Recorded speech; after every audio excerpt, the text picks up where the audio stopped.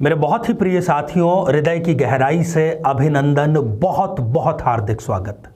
साथियों, आमतौर पर हम ये बात सुनते हैं, लोग अक्सर कहते हैं कि मैं तो स्पष्टवादी, क्लियर कट बोलने में विश्वास रखता हूं।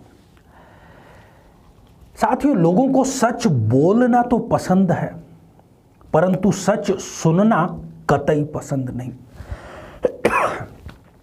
साथियों, हम एक ऐसी विशिष्ट श्रृंखला पर बात कर रहे हैं कि कब किसी व्यक्ति की जन्म पत्रिका में दो विवाह का योग निर्मित होता है।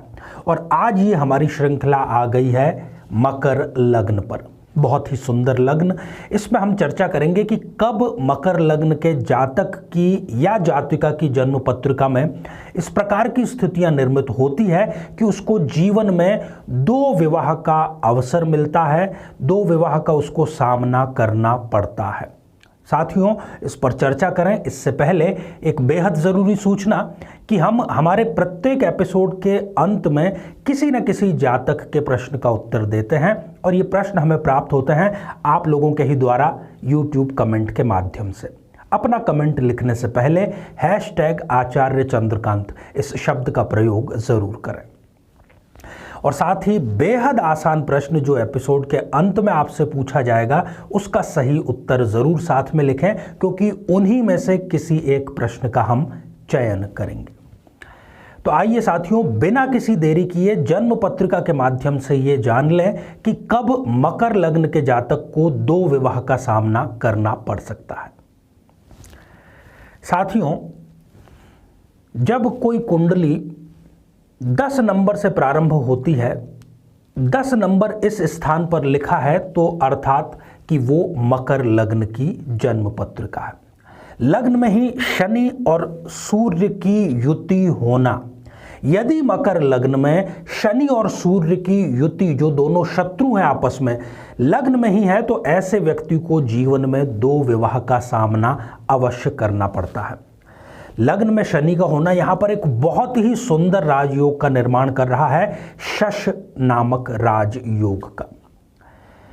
महर्षि पाराशर ने भी इसी बात को बिल्कुल गहराई से और बिल्कुल अच्छे से स्पष्ट तौर पर कहा है कि ये स्थिति दो विवाह की स्थिति है। शनि यहाँ पर द्वितीयेश भी है, जिसको धनेश भी कहा जाता है, और ये यहाँ पर मार्केश है, परंतु ये उतने बुरे रिजल्ट नहीं देगा, बल्कि अच्छे रिजल्ट देगा, जीवन के हर क्षेत्र में अच्छे रिजल्ट देगा, परंतु ये युति द्वितीय विवाह व्यक्ति का अवश्य कराएगी। दोनों शत्रु लग्न में है, यहाँ पर अष्टमेश है सूर्य, तो ये व्यक्ति को स्वास्थ्य के पलड़े पर हमेशा कहीं ना कहीं कोई परेशानी चलती ही रहेगी।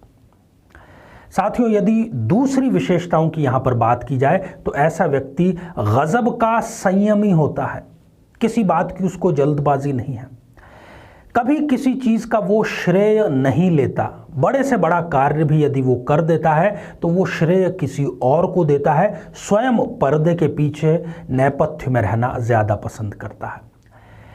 मूढ़ी किस्म का व्यक्ति होता है, यदि कोई कार्य हाथ में लेता है तो उसको पूरी तन्मयता के साथ में करता है, और नहीं तो फिर वो फालतू बैठना भी कई बार पसंद करता है, जिसको कि लोग उसका आलस्य भी समझ लेते हैं, परंतु ये सत्य नहीं है।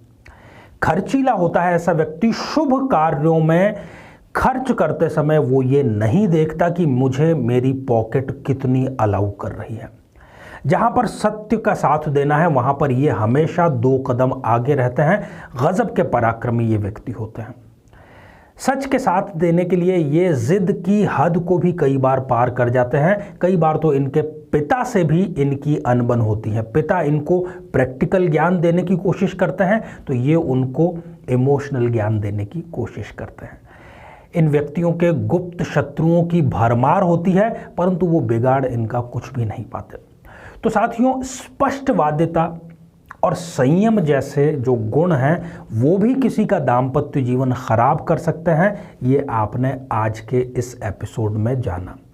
तो कुंडली मिलान से पहले इन बिंदुओं को भी आपको ध्यान में रखना चाहिए, और यदि ये स्थिति आपके ऊपर गुजर रही है, किसी परेशानी का आप सामना कर रहे हैं, तो निश्चित ही किसी विद्वान की शरण में आपको जाकर के और इसका उचित उपाय करना चाहिए।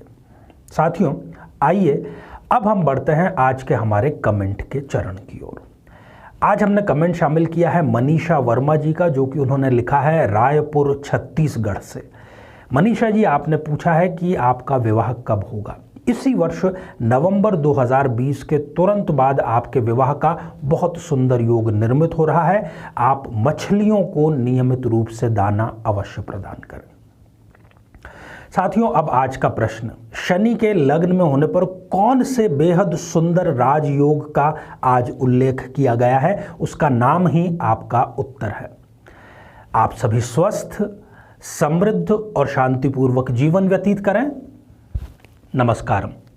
जीवन में किसी समस्या का सामना कर रहे हैं, जैसे कि शादी में देरी होना, पति पत्नी में मनमुटाव या तलाक तक की नौबत आ जाना, संतान का प्राप्त न हो पाना, नौकरी या धन प्राप्ति में बाधा आना, जीवन के प्रत्येक क्षेत्र में किसी न किसी प्रकार की बाधा आना, तो आज ही अपनी जन्म पत्रिका का संपूर्ण विश्लेषण करवाएं और पाएं समस्या से सदैव के लिए मुक्ति।